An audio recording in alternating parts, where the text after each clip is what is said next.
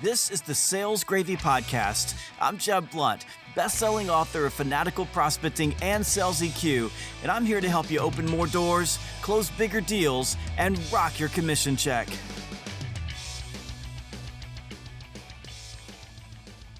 Welcome back to another episode of the Sales Gravy Podcast. By the sound of my voice, I am not Jeb Blount. And this would not be my first time ambushing a Sales Gravy podcast. I'm Gina, Trimarco, master sales and improv trainer at Sales Gravy. And about a year ago, I did ambush this podcast. Well, not really, but Jeb thought I did. And here I am 1 year later as a result of being on that podcast where we talked about improv and yes and. And I'm also a woman your mother warned you about, which is a new podcast. Well, not that new, but it's new to Sales Gravy as the sponsor of the Women Your Mother warned you about. And today I'm filling in for Jeb. And with me today is the next best thing to Jeb, Jeb Jr. Jeb Jr., welcome to the Sales Gravy Podcast. I think you've been on this show before. I've hosted it a couple of times. You've hosted it. There we go. Yeah. I'm glad to be here again on our own podcast. And I don't like being the second best thing to Jeb. I think that's kind of insulting. So I want you to take that back. Publicly apologize to me right now. Okay. I apologize. You are your own being. And I believe you have said this before, you are the taller and better looking. I'm the taller and better looking Jeb. Yeah. And that's a long story, but it's actually Jeb's words. So I just stole it from him. And now I think he might feel bad about it, but I'm going to keep using it because it makes people laugh.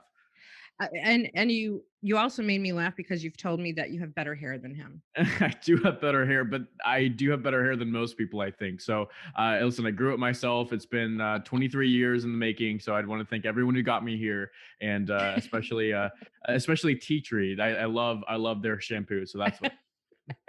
That maybe you need to get an endorsement. You should endorse them.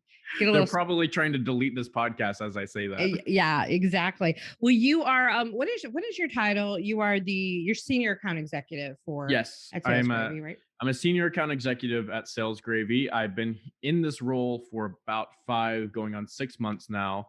I was the marketing director for about 5 months, and it's always been true that I've come into a marketing role and found out that I'm mediocre at marketing and really good at sales. And so I moved back into a sales role. Oh, that is really interesting. Let's dive into that for a moment of coming in as marketing and ending up in sales. One thing I've noticed over the years, there a lot of people who, and I've hired a lot of marketing and sales people who they don't really want to do sales. They want to be considered the marketing person. They want to do all the fun marketing. And they say, yes, I'll do sales. You could go ahead and put that in my title. So this is interesting that you're like, more sales than marketing. You want to expand on that a little bit? Yeah. So, well, it's, do you want the really long version or the medium version? Oh, well, let's take the medium version. Okay. So I graduated college in May. Well, I was kicked out of college in March due to COVID, and I had taken on a job as a financial advisor in Atlanta, Georgia. Unfortunately, because of the pandemic and everything that was going on, it just didn't financially make sense to move to Atlanta and start a brand new career in a place that I didn't know, where I was going to be working remotely for a company that was a startup in that area. So something told me as a financial advisor, being certified and everything, that if I'm not financially efficient and well taken care of, then how can I advise other people? So I moved back to Augusta and I started working for my parents, which I knew I was going to do at some point. I just didn't know it was going to be so soon, but things happen when they happen. And I started on in marketing because I have a couple of summers of sales experience. And of course, I grew up around here. So I have more sales experience than most other 23-year-olds, and probably more sales training than any other 23-year-old in the world. But I hadn't put it into practice with Sales Gravy. So when I moved back here, I was still completing classes, still completing graduation, and he moved me into the marketing role, which allowed me to create some really cool pipeline ads and lead generation and dealing with SEO, search engine optimization, which I despise, but I read a couple of books on it, and I was working in that realm. But it turns out that I'm just not passionate about that kind of work. Marketing seems like a really cool place to go if you can do it right. Digital marketing is fun, but when you're a one-man show for a company that at Sales Guru, we've had a couple of different marketing firms, but we've really just had a different path when it comes to our marketing efforts. And so I was kind of starting a whole thing by my own hand and a little bit on the shoulders of what my father had done, but he's mostly a sales guy. And so when I was working through that, I found out, that marketing just really isn't my forte. And I was getting on phone calls with people, and I was doing more sales calls than I was doing marketing calls. And so one of the things that we decided was that we needed to find someone else to kind of take what I was doing and transition me into a sales role. So one of the things that I thrive on is the conversations that I have with people, asking questions, uncovering outcomes that I can provide solutions for, and really being in front of other people because I believe in what we do. Now, that's always been true for any industry that I've worked in. I only work for companies that I believe in what they're doing, and that it does provide a benefit to those people that I am selling to. And I love that conversation. I just love being that person for them. And really, it comes down to just that human connection. And I'm driven by that human connection. If I don't have that in my day, I'm not satisfied. And that's a really difficult thing to do in marketing, because marketing is it's sales, but it's once removed, right? So it's the back end of that. So that's why I moved into sales. I'm curious, do you think, there's always a question, people ask this question often, is the ability to sell, is it natural or is it learned? But my question for you is, do you think that this need to have this human interaction that you have, that you enjoy, do you think that it's something that you just had, or is it something that was influenced by having Jeb Blount as your dad? If I had a nickel for every time someone asked me what it's like to have Jeb Blount as my father, I would be a millionaire. Well, no, I'm asking more specifically your desire, your passion for selling. Do you think you were influenced by your dad? My passion for selling. Well, I would say yes, I was influenced by my dad, but here's what I'll answer the question you asked originally, which is, do I think it's a learned talent, or do I think it's something that people just are born with? And I actually had a prospect ask me this about an hour ago. He asked me if I think that sales is something that you just have, or you can learn it. And I think like everything in life, it's multitudes. There's Mm-hmm. layers to everything. There are people who are more inclined to this kind of interaction. There are people who are more energized by other people's presence and want to go out and just be client facing, and they just thrive off of that experience. But that's not sales. That's just someone who's probably a little bit more extroverted. You're not good at sales because you're good with people. That's obviously an added value, right? But you're good at sales because you can ask for next steps. You're good at sales because you understand time management. You're good at sales because you understand how to provide solutions, and you can uncover the things that matter to people. Like there's several people in my life who are really good with people, and they can talk really well, and they connect with human beings really well, but they don't ask for next steps. They're not really good at sales because they feel uncomfortable with asking for what they want. Now, that being said, they can make really, really good friends, right? And my father, on the other hand, would say that he's very on the empathy scale, he's very unempathetic, and he has no problem asking for next steps. He has no problem being almost pushy with it, because he's an outcome driven person. I'm somewhere in between. I because of my father, I've always learned that it is better to ask for what you want and get to those next steps rather than not. So I'm really good at that kind of thing, but I think that's mostly because I've just been taught over a long period of time, that is the best way to go about it. Now, that's not naturally how I am. I'm more empathetic than my father is. I'm more empathetic than on that scale than he would probably think that I am. But I've just learned that skill and honed that skill really well. What makes me really good at that is I can kind of blend those two, and that's what makes him really good at this as well, is he's been working his entire life to blend the empathy and the outcome driven. So is it natural? Yes, it can be natural, but it's not all there when you're born. You have to hone these skills. Sales is something like, it's a profession. People are good at baseball, people are athletic, or football or whatever, but they're not great at it until they practice and practice and practice and practice. Yeah, it's a muscle, right? It's Exactly. definitely a muscle. I'm in total agreement with you on all of that. I think that you have the ability to be a good people person. I think you have to practice it, and I do think you need some level of empathy. I think your dad has some empathy, maybe not to the level that you do. I don't want to paint Jeb as having no empathy, but to your point, there's different levels, right? There are different levels of empathy. Your dad's very much a get it done kind of guy, right? Mhm. Like, let's get this done. But let's talk a little bit about the asking for the next steps. Like, we both know that if you don't ask, you don't get. And this is a weakness that a lot of salespeople have, because maybe they have too much empathy and they become, I don't know, I'm sure you've heard this, they become uncomfortable because I just want to be nice. And I just this and I just that. And they don't get to the ask part of it because they have too much empathy. So I think maybe somewhere in the middle, they have to be in the middle, right? Right. And I think you're right. Okay. So people say, okay, well, I just want to be nice, or I just want to be friendly, and I don't want to be pushy. I don't want to be a pushy Mm-hmm. salesperson. Okay. I hear that a lot. It's again, it's a muscle. It's practicing this. And you can be the person who asks for next steps. You can be the person who asks for what you want without sounding pushy. You Yeah, just have to 100. Yeah. practice that. One of the things that every single time I get off the phone with a prospect, every time I have a sales meeting, every time I'm in discovery phase, or every time I'm in the negotiation phase, there's something that I do that I've had to practice over and over and over again, that I've gotten tons of feedback from people immediately on the call. They said something like, wow, I can't believe you already put that on the calendar. I've never had that happen to me before. It's easier. It's uncomfortable. It's easy to be over email and say, hey, let's look for next steps over email. Right. And it gets lost and people don't respond to you. You have to keep chasing and following up. So one thing I like to do at the end of my sales calls is just say, hey, do you have your calendar up in front of you?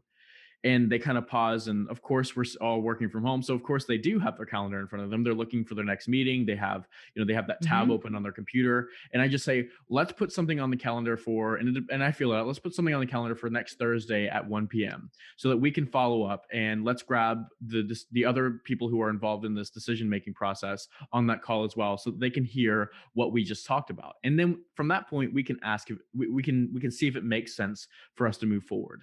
And most people will say, "Oh yeah, that's perfect," because they're worried they'll forget about it too. And you're relaxed and assertive and confident, so they're more likely to just go ahead and give that to you right then. Whereas if you do it over email, they come up with excuses. No, he's busy then. I'm busy then. Let's find something a couple weeks from now, and then you never put something on the calendar. You know what I really love about the micro commitment, about the next step, is that it's efficient in cutting down how much time you're using going back and forth, right? Absolutely. When you do that, it really streamlines everything that you're doing. I do that on every interaction, and then live in the moment, I'm putting it on my calendar, and I'm making sure, and I'm making my Zoom links, and I'm putting them in the calendar live in the moment, and then I don't forget about it. Because I think what happens a lot, and I was just doing a training with one of our new clients this morning, and we had this conversation about doing this, and their eyes popped open, like it was such an aha for them to hear about, do not leave that call until you get one next step with them. And when you do that and it's efficient and quick, I don't have to remember to follow up other than to confirm the next step, right? To confirm the next appointment.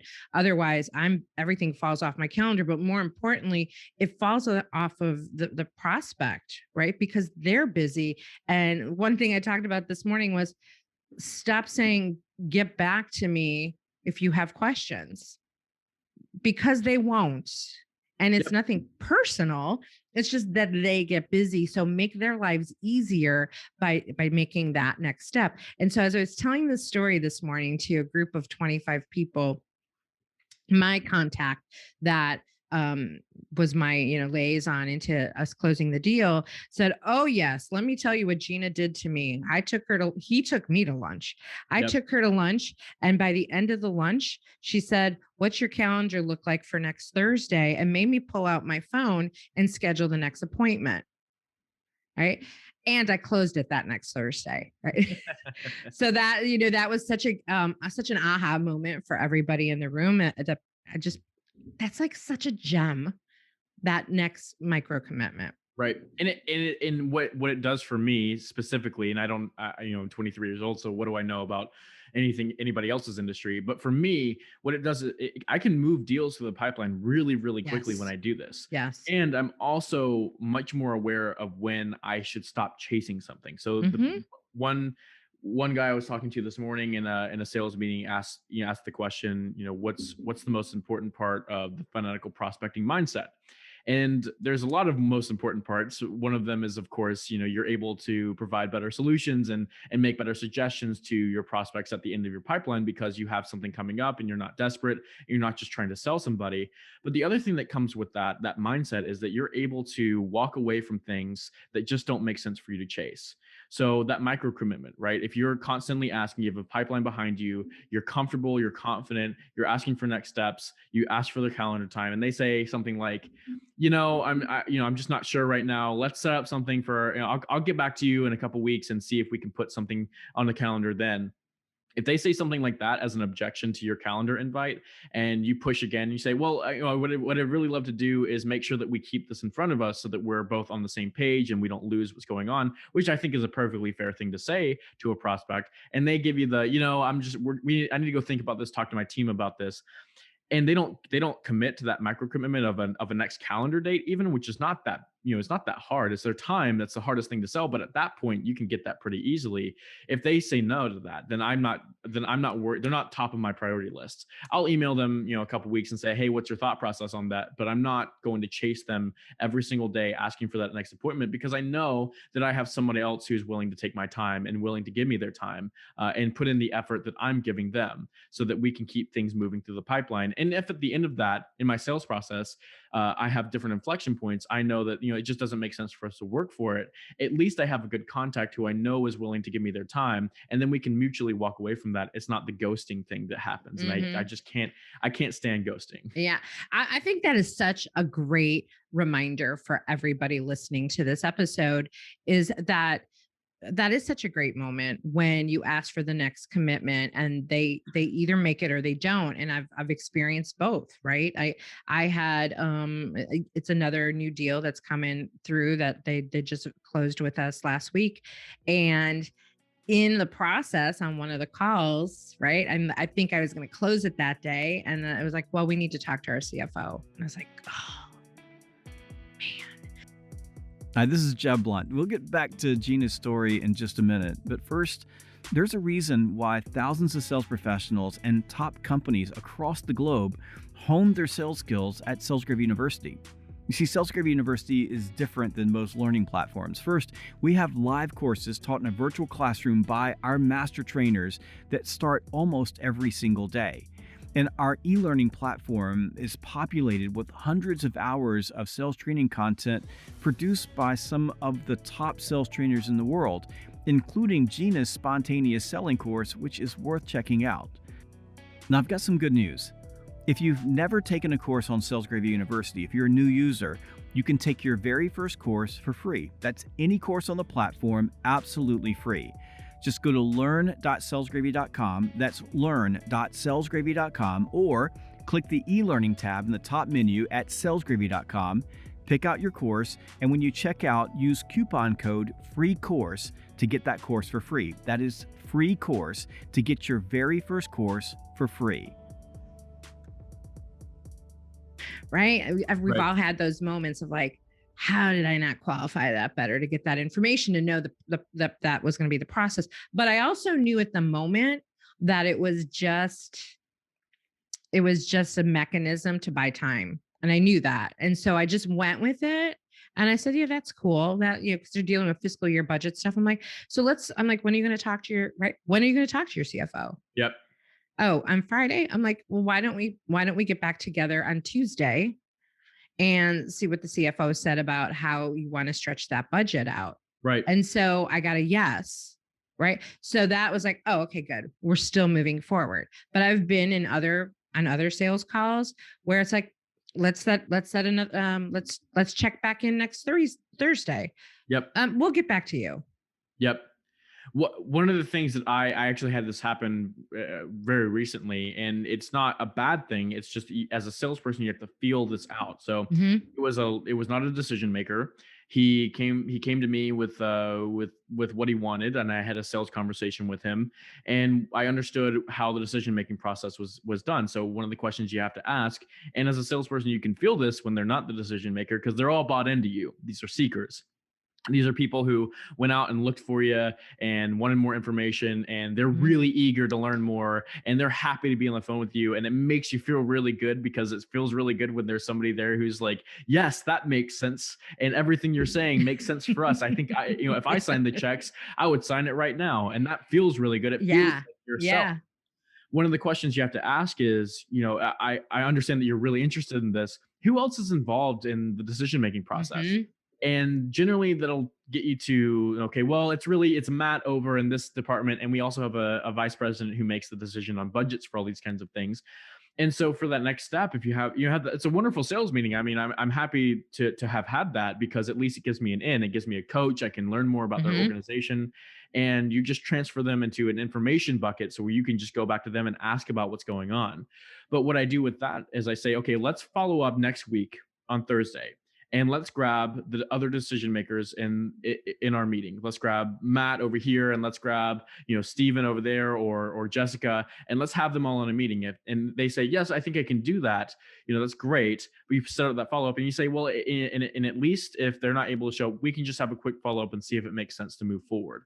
What I know is that if they don't get those decision makers on the call, they're just a seeker and they're not serious about moving forward. Yeah. So I can have a quick follow up with them, create a great contact, and then put them on a list for me to call later and continue to prospect to get into that organization. But at that point, if they're not bringing me the next step, the next decision makers, I'm not going to continue having Zoom meetings with somebody who's not going to make a decision. Yeah.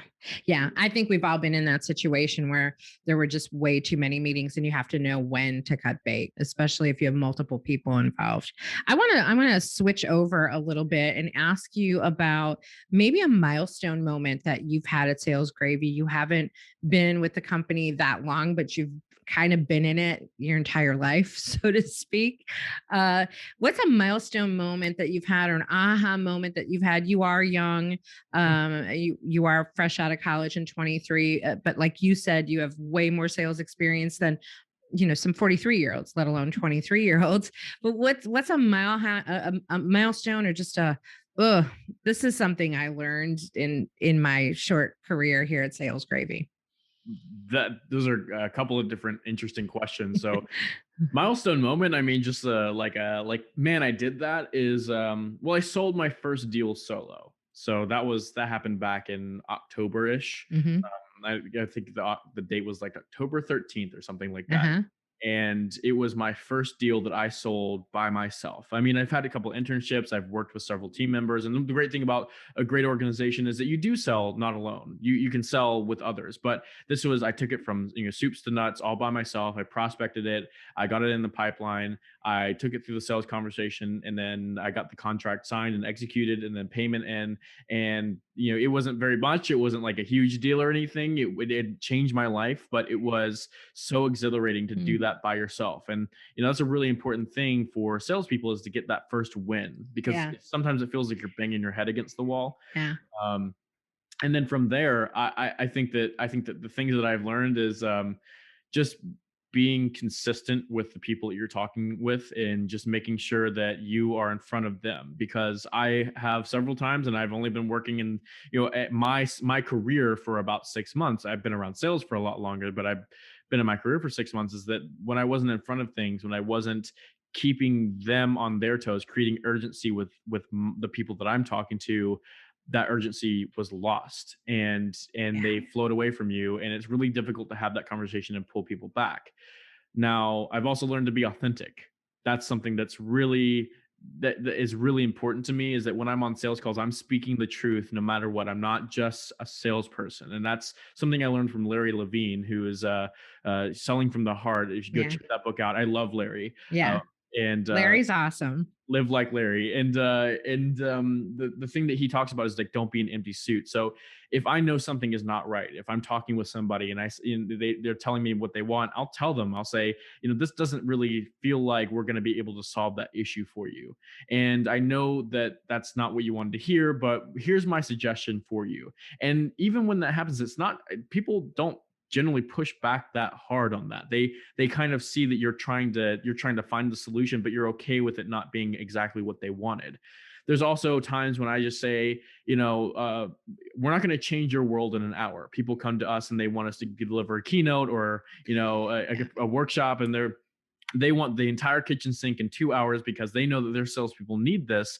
And I look at them and I have to say, we're not going to change your entire organization in 1 hour. That's just not how it works. Yeah. And generally the response is, yeah, that makes sense. So those are some things that I've learned, is just you have to have that authenticity behind you, because people buy into that. They lean into you when you speak to them like not just someone who's trying to get their check, but like someone who is an expert. Yeah, it's the authority principle that your dad often talks about. And if you don't, I want to talk about this for a second, this authentic piece. I've had some authentic peace moments with your dad, and you and I had an authentic peace moment right before we started recording this podcast. And I hope you don't mind, I'm going to bring it up. Okay. So there you were, getting yourself ready. I'm in my home studio, you're at home, right? We're working from home. That's what we're doing in this new world. And you're getting yourself adjusted and getting the microphone ready, and you've got a great sport coat on and your shirt, and you're like, oh, I should probably put on a tie. And I'm like, why should you put on a tie? And you're like, I'm like, would you normally be wearing a tie? And your answer was no. And I'm like, then don't do it.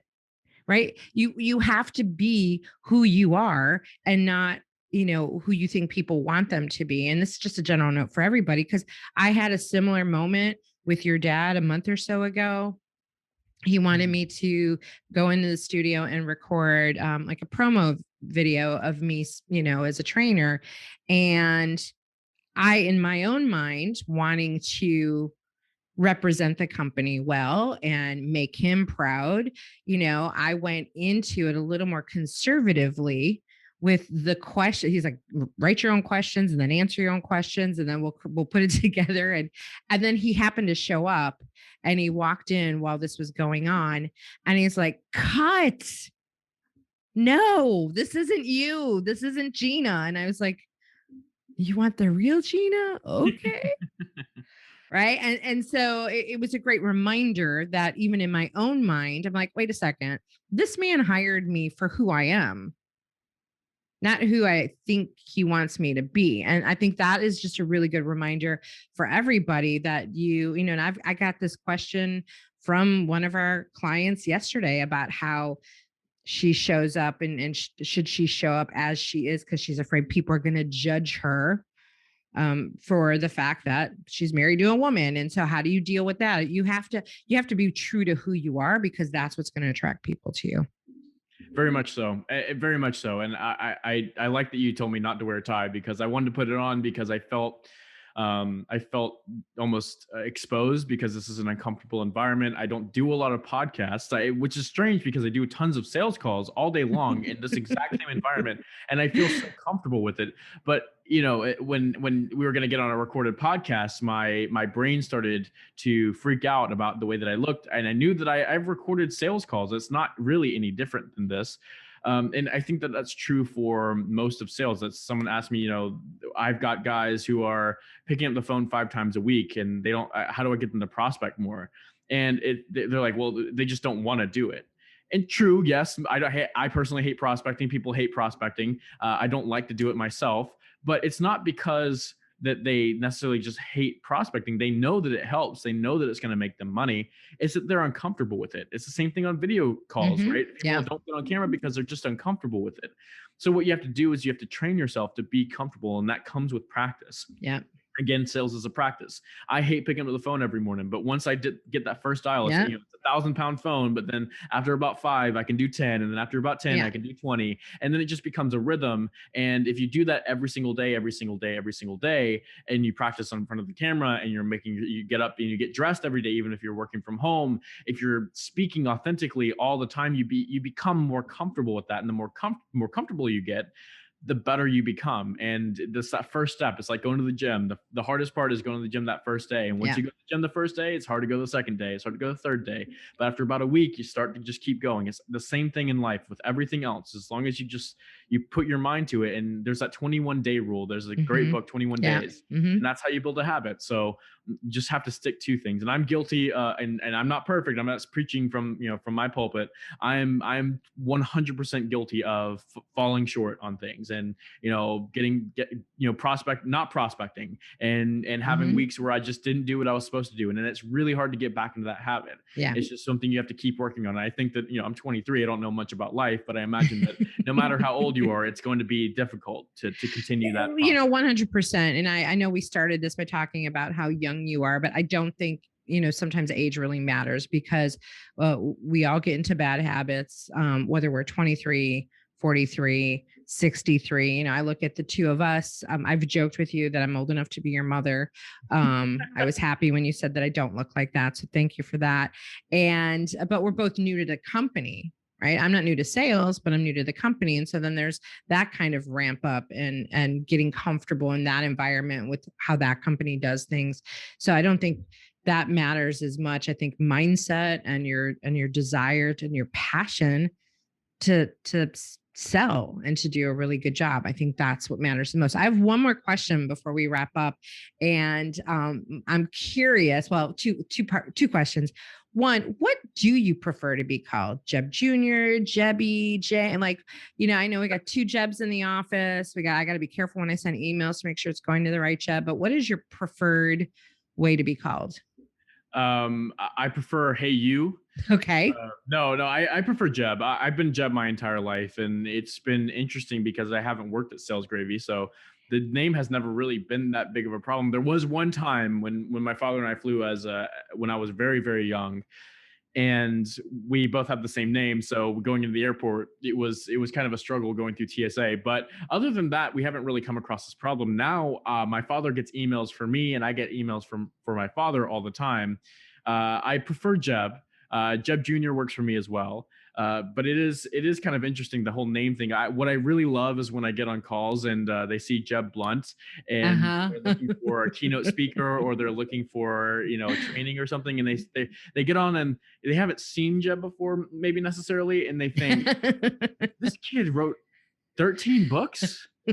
Oh my goodness. And I have to, I'm like, listen, it is all my material. He did take it all from me, and he just, copyrighted it before I turned 18. So now I just have to work for him. But no, I'm not the Jeb Blount that you were expecting.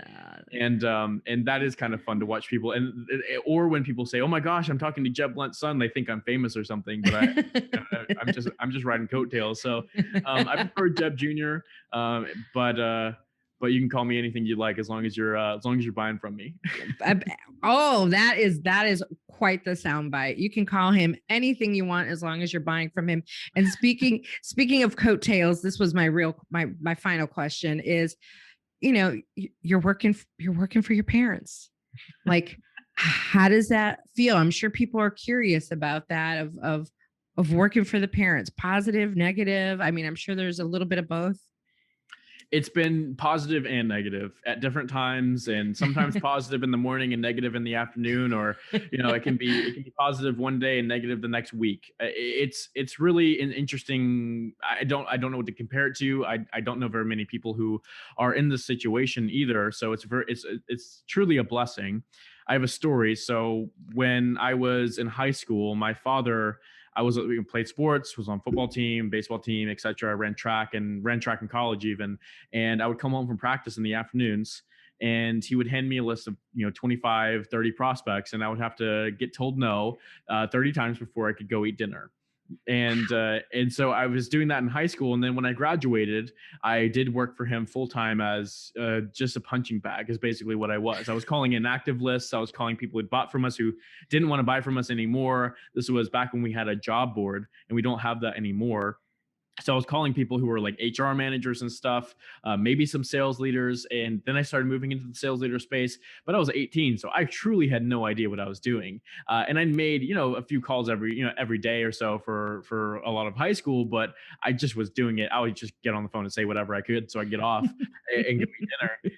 And then I really had to hone messaging. What he was using me for was he would give me different scripts and messaging to go test out and see how people responded to that. And it was mostly negative because I was 18 and I didn't want to be there, and I didn't have the confidence, I didn't have the sales skills that I have now. And I made probably 5,000 to 6,000 calls that summer. I mean, just all I did was hammer the phones. I looked at him after that summer and said, I will never be a salesperson. I never want to work for you. I don't want to be a sales guy. I'm going to go do something else. So then it was very, very negative working for my parents. I went to college. I wanted to go to law school. I have my degrees in economics and political science, and I was going through that path. But I just got into an internship. So one thing I knew that I needed to do was get internships. So I started working for a development company, and I told this at Outbound a couple of years ago. But I started working for a continuous care retirement facility, which is in my father tells the story is in.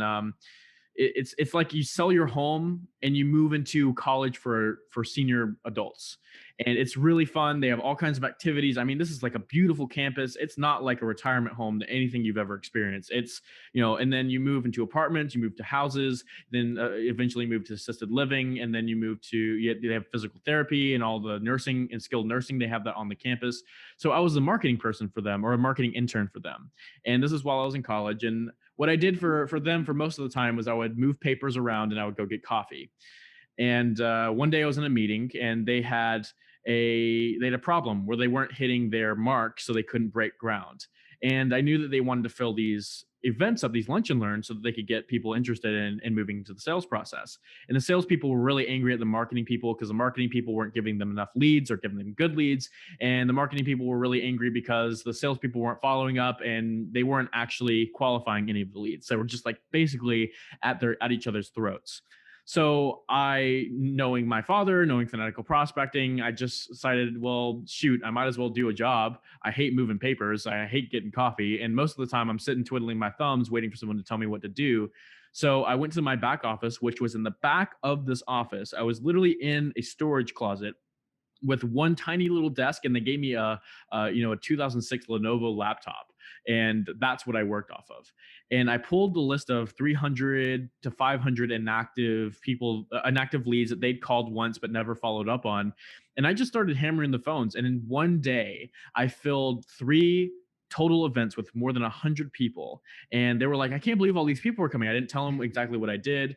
Then I went to my boss, and she said, you can't just call people like that. And I kind of got in trouble for it. But they filled up all these events. She was really angry at me. Actually, it was not ideal.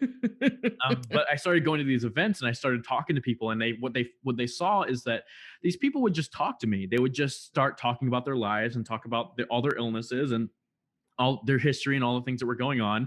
And at the end of it, I would say, hey, let's get you in the office with one of our salespeople. They'd be happy to talk to you about the options that you might have. And they said, well, you seem like a really good person. And, this seems like a really good place to see if this could work for us. And I ended up doing that a lot more. I started taking them on tours. I started taking them to the campus and what the area would look like. And they would just talk to me. And I didn't know what to say to these people. I had no idea what to say because I was 20 years old and they were in their 80s, and what could I offer them? But I was an ear, so they would just start talking and ask them questions. And what I learned there is that I was really good at allowing people to talk about themselves and understand them and their problems and how I can help them out. And then from there, they would begin to trust and believe me. They would like me. They would understand that I was, that I understood them. And then I could move them into the salesperson's office. And from there, I ended up, being pretty much responsible for just closing. I mean, there was one call closed when they walked into the office. They would basically sign the contract for about $5 million of business. Wow. And from there, I was like, crap, I think I'm good at sales. And I still didn't want to work for Sales Gravy. So I spent another year in college, and I got an internship with a really wonderful company that I really loved. They were in the HR industry, and I did an internship with them, a national internship, where people went to like Yale and Columbia and all these crazy colleges, and there was me from going from Berry College over from Augusta, Georgia. They hired me because I did ride coattails a little bit into there, but I'm determined to prove that I'm not just someone's son.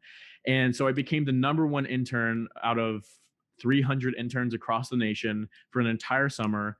And I was basically an SDR. I just set business and go set appointments and qualify appointments, talk to executive leaders, talk to CFOs, talk to CEOs. And that was the grinding job. I ended up doing really, really well there. Figured out that I was probably really good at sales. This is going to be my career. I didn't have the GPA in college to go to a good law school. So I decided, sales was going to be what I did. And then I started talking to my parents about it. And I was like, I'd really love to work for Sales Gravy at some point. I think I might need to go get my own stories. I need to go out in the world and, experience my own path. Yeah. So I got that job, and I worked for them for a while. And then I ended up out of college getting that financial advisory job. But of course, the world changed in about 3 days. So here I am. I didn't end up going out in the world and getting my own stories. So I'm building them here at Sales Gravy, which is working really, really well. And working with my parents is both positive and negative. It's positive in ways that, the boss more than anybody. And I can push back on, the boss, because I have that stance with him. He's we have to love each other, and we're not going anywhere, and we're here forever for each other. So we have to get along when we get along. And so that being said, we also have the ability to just be a little bit more free with our time and spend more time together. Mm-hmm. And those are really positive things. The negative thing is that it is your dad. It is your mom working here. It's like they're always looking out for you, and it's hard for them to separate being your boss first and your parent first, or being your parent and not your boss. Yeah. And those kinds of things are very nuanced, but so far so good. I have no complaints. Please give me a raise, because I love working here. If you listen to this podcast, parents, I think that it's a good way to be, and I'm truly blessed to be able to work for my parents in this way. That's awesome. And your mom did say something to me the other day, because she knew I was going to be doing this, and just a reminder to not bring home any women that your mother warns you about. I was supposed to give you that advice. They hired you, so I don't know how. I don't know how I'm supposed to believe that. Touche. Well, hey, it has been so cool, not just hosting this podcast, but doing it with you and having you here, getting to know you a little more. I think it's really great for people to get to know you a little bit more. So thank you for being on with me today. Sure thing. Well, if anybody listening to this podcast wants to talk to me about what we do at Sales Gravy, and if you just want to hit me up about anything sales, my number is 706-361-3496. Again, that's 706-361-3496. And you can email me at james.edward@salesgravy.com, and I'm happy to give you a call and then spend some time with you. And I love that. Because he went straight for the ask. I didn't even have to say how to get a hold of him, which is what I normally do as a podcast host. So good on him. And if, hey, you want to get a hold of me, you could buy from him, but you could buy from me. So let's knock it down. You can get a hold of me. You can go to salesgravy.com, and you can find me on the website. You can find Jeb on the website as well. You can find everybody on our team. You just click on the team tab on our website, and you can find all of us, and womenyourmotherwarnsyouabout.com to find that podcast. And if you want to get a hold of me, you can find me at Gina@salesgravy.com. And we are going to wrap this up and hand it back to Jeb Sr. Awesome. Glad to be here. I hope you enjoyed this podcast with Gina and Jeb Jr. and had some fun with it. I'll be back soon. Make sure you go check out Gina's podcast, Women Your Mother Warned You About. And if you are a new user to Sales Gravy University, go get your very first course for free. Just go to learn.salesgravy.com, learn.salesgravy.com, pick any course, and when you check out, use the coupon code FREE COURSE.